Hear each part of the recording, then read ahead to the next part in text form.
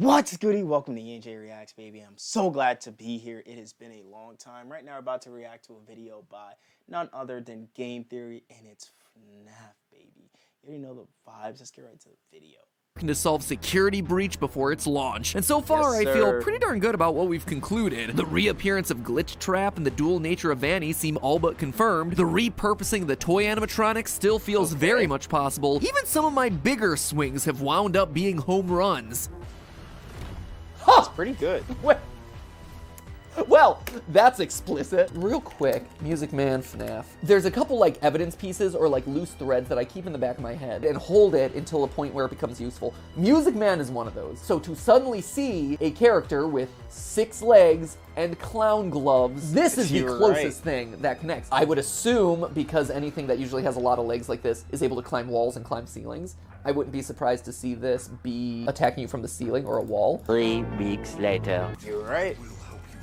Oh! I called it! Let's go! Music Man! So we've talked about the villains, we've talked about the animatronics, we've talked about the plot. Today, with a month left before release, it's time to talk about how this whole thing is gonna end. It's crazy. It's actually it's crazy. Hello, Internet! Welcome to Game Theory, the show that critics describe as Vanny-tastic. Before we begin, a quick reminder that 1 week from today, Tuesday, November 30th, is our big and final charity live stream benefiting St. Jude. Sir. It is the single biggest YouTube They are raising a lot of money for St. Jude, and shout out to what they're doing, dude. Like, shout out to Game Theory. Like, donate if you can, guys. You can go to the actual video. I'll link it below.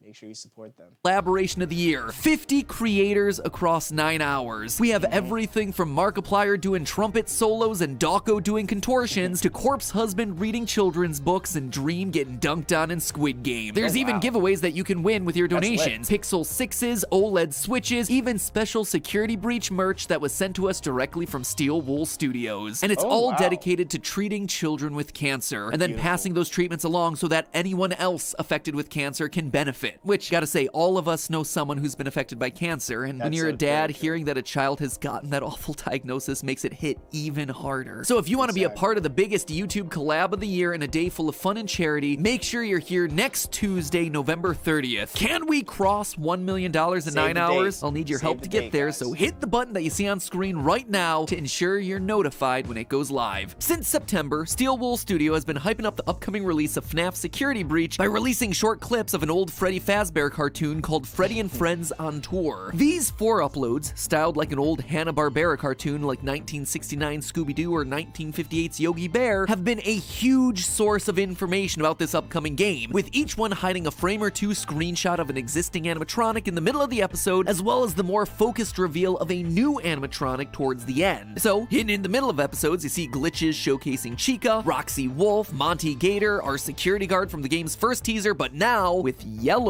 eyes, and these creepy bots, which we later learn in the game's trailer appear to be the service bots that are wandering around the security breach's mall complex. Meanwhile, at the end of each video, you had the reveal of the Sun and Moon guy, Evil Vanny, and of course, Music Man! There's even the reintroduction of Glitch Trap, who, in the final video, can be found by piecing together the upload's 20 purple and yellow glitches kind of like a puzzle. Probably one of the coolest ideas for a teaser reveal that I've ever seen, and honestly, just a really smart callback because, based on the YouTube description for these videos, these things are coming from the Fazbear Entertainment Archive. And what are we doing with these old tapes? We're assembling them. Just like we saw with FNAF VR, where assembling the tapes also assembled Glitch Trap. So, yet again, we assemble a series of tapes, the glitches get stronger upload after upload, and boom, Gold Bunny make people go bye-bye. I don't know if they meant this intentionally or not, but still, cool detail. And then, just a couple weeks ago, the actual trailer came out and confirmed a lot of what we were seeing. There's all the animatronics, there's the creepy service bots, there's Music Man! We know basically everything that's in this game because we've seen basically everything that's been teased. Well, except for one thing. Through all the reveals and teasers and trailers, one thing remains a mystery. There is still one teased item that hasn't been revealed, and that is a tentacle monster. You heard that right. At the end of Fazbear and Friends Episode 1, we get this, a sliding tentacle slithering across the screen. And you know it's a big deal because it's simultaneously the first thing they tease, but also the last last thing that they're keeping secret. In fact, based on details from the trailer, as well as new clues that have come to light in other parts of the FNAF universe, I not only think I know what that is, but also the whole ending sequence of this game. This one is a biggie and feels like, once again, I am swinging for the fences, but if it proves to be true,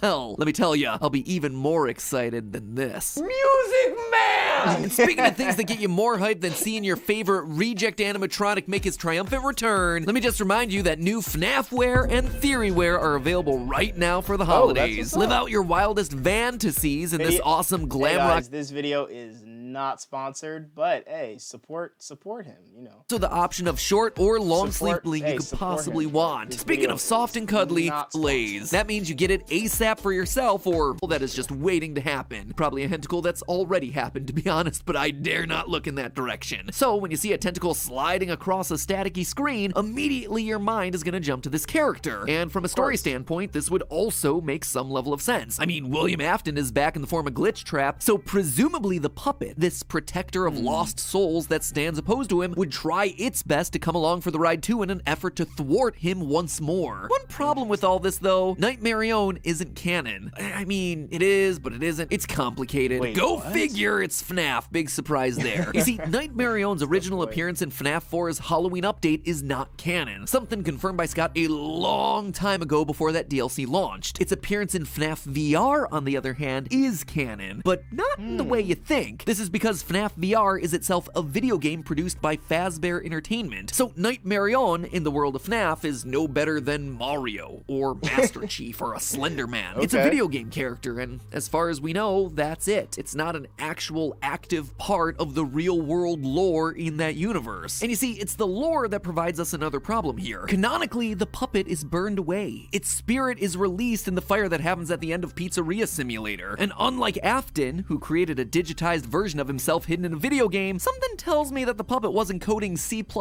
in between giving gifts, giving life. As the last nail in the coffin here, the tentacle that we see at the end of Freddy and Friends is missing its signature white stripes. Are there ways to bring the puppet back? Sure, puppet mask didn't fully burn away and was found in the wreckage of the FNAF 6 pizzeria, so it's still infused with the agony of Charlie in order to fight against Afton one final time, whatever. But honestly, I think there's evidence to suggest a better candidate for that tentacle, Baby. So the final Fazbear Frights book just came out, number 11, Prankster, and with it came the chance to look back across the whole collection and analyze what Easter eggs were there to help solve the game lore. One big takeaway from the series, we now absolutely know what was inside the FNAF 4 box. It was a person. Don't at me about this one. This is undeniable at this point, and nothing you say is gonna change my mind about it. Here's why. In Prankster, we get this line during the finale, quote, Jake had found the real homeless girl that Eleanor replaced. As a quick aside here and reminder, Eleanor is this book's stand-in for Baby. The real girl had been locked in a trunk in the abandoned building where Jake had originally found Eleanor. Now, this one instance alone wouldn't be enough to make me 100% sure about this, but they repeat it twice. Earlier in the same stretch of like 20 or so pages, the exact same thing happens again, only this time it's Eleanor that's locked in the box waiting to pop out. And if those two times weren't enough for you, in the final FNAF novel, The Fourth Closet, Baby hides a person inside of a large chest and then goes to steal their identity. Quote from this book, John moved to a large green chest, the paint almost entirely worn off. There was no lock. John knelt beside it, found the handle and heaved it open, then shuddered, falling back and pushing himself away. Jessica, he gasped, moving back to the chest and leaning over it. Jessica. What, John? I'm trying to listen. It's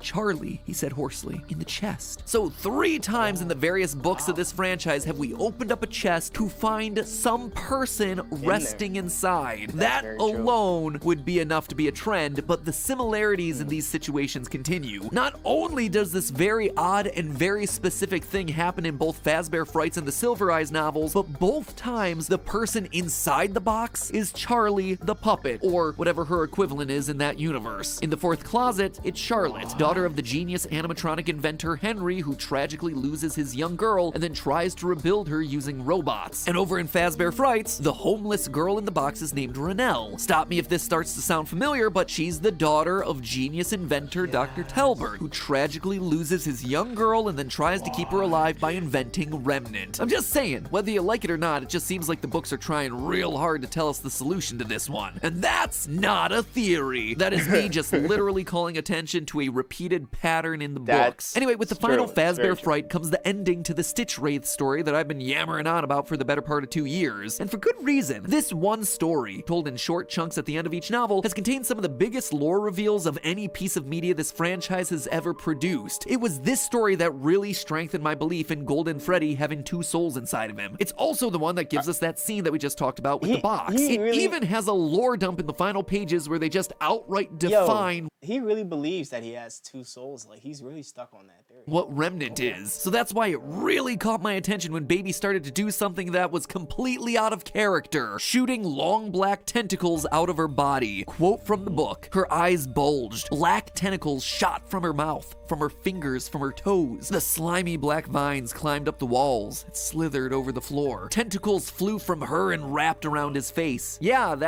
that's new. So we have ourselves Baby, an animatronic that can transform into a believable copy of any person, now also able to erupt into blood tentacles. The tentacles are made from black blood. Sorry if I didn't mention that before, but yep. But there's another reason I think Baby's our tentacle monster. It's because I think she's actually our big bad of the game, the one who is really pulling the strings here. You see, back in April, I did 3 short mini-theories on Security Breach, with one focused on exactly this topic, the return of Elizabeth Afton. At the time, it was a mini-theory for a reason. It was just a hunch with a teeny bit of evidence, but now that evidence is starting to pile up faster than dead bodies in a pizzeria, and to understand why, we have to make one more trip to the books. At the midway point of our Stitch Wraith story, we have our Golden Freddy spirit stand-ins having to equip themselves with the puppet mask in order to fight against a giant 15-foot trash rabbit called the Afton Amalgamation. You're not stroking out, friends. That is the unironic words printed onto real paper and produced en masse for readers to consume. You hear that? Shakespeare is rolling in his grave as we speak. Basically, Afton's spirit had possessed a lot of different objects, and those all fused together with trash in order to form a giant garbage Godzilla. Back when I wrote that theory, I had this to say. I am not gonna sit here and say that we will at some point in this series be forced to fight a giant trash bunny possessed by a serial killer. But now, 7 months later, things have changed, and yeah, I am gonna sit here and say that we will at some point in the series be forced to fight a giant trash bunny possessed by a serial killer. Yep, the series about pizzeria-themed murders has decided that giant garbage rabbit kaiju is the next logical step in the story that they feel it wants to tell. I am so tired. Now, if this was a normal FNAF game, then no. Of course, there's no giant trash monster. But this is anything but a normal FNAF game. First, we know that Security Breach will have boss battles. This is confirmed on the PlayStation blog article covering the game. And if these moments of Monty Gator from the trailer don't look like a boss battle intro sequence, then I don't know what does. Reminds me of the American Gladiators game Assault. We also know that the game's primary mechanic is climbing into Freddy's oversized birthday cake hatch to pilot him around like a mech suit. You don't just include a mecha suit like that in your game if all you're doing with it is stealthing around a mall. You insert that sort of stuff in order to punch serial killers in the face. So you know what seals the deal for me is the trailer. Throughout the Freddy and Friends teaser images, we've seen pictures of the animatronics all cracked and broken. Are they corrupted by Afton? Maybe we destroy them over the course of the night. It's a weird little detail. But then the trailer goes and shows us a bit more. We see this scene of a broken Chica that's attacking us in a tunnel made from garbage. Now that is a bizarre setting for a game that's set in a mall and, according to the PlayStation Store, the sewers underneath the mall. Trash is just everywhere. So is this the game that's finally given us what we've all been demanding? Hashtag justice for trash in the gang? Or is it something more? Remember what I said about the broken version of the animatronics that we keep seeing in the trailers? Well, one of the main components of Trash Afton are the pieces and parts of other ruined animatronics. I wouldn't be surprised if the final boss battle of the game is against a giant amalgamation of all the other animatronics combined, which in turn strengthens the Baby theory. You see, in the books, yet again, Trash Afton is described as weak. In fact, it's so important that they decide to say it twice, first in book 6 and then again in book 11. In reality, it's actually Eleanor that's powering the whole thing. So if we do in fact descend down into a landfill to fight a giant trash rabbit kaiju, the one really pulling the strings will be the black blood tentacles of the shape-shifting Baby. But there's one last thing worth mentioning, and that's this game's return to the first ever pizzeria, Fredbear's Family Diner. Dawko recently did a live stream to benefit our St. Jude campaign. Dawko, Yeah. you're an amazing and wonderful person. Thank you for your support. But whenever there's a Dawko charity stream, you know that close behind is gonna be some FNAF teasers. And Steel Wool did not disappoint. They sent him a series of posters, including these 3 from Fredbear's Family Diner, the original pizzeria mentioned way back in FNAF 2. I'm gonna try to contact the original restaurant owner. I think the name of the place was Fredbear's Family Diner or something like that.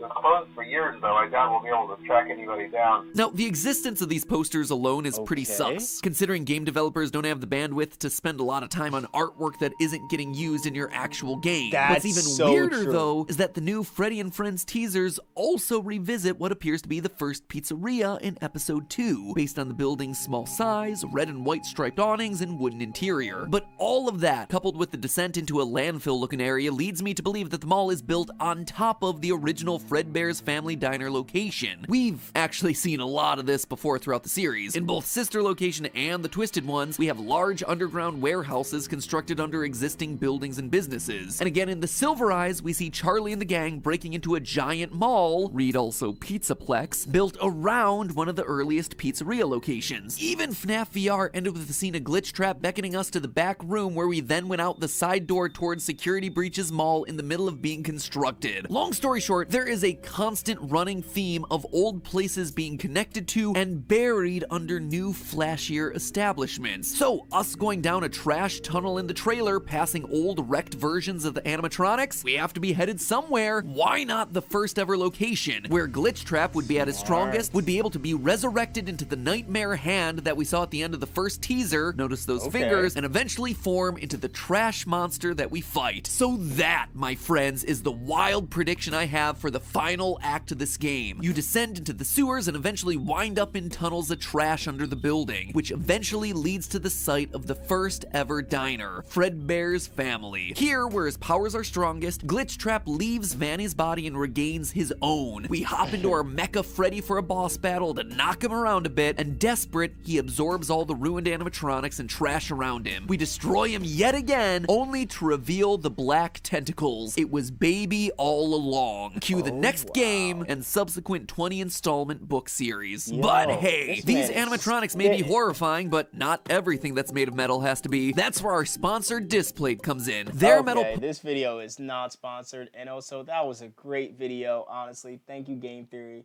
and I love FNAF. Hey, my FNAF fans, please stand up, baby. As always, stay blessed, beautiful, and clean. Love you guys. Peace.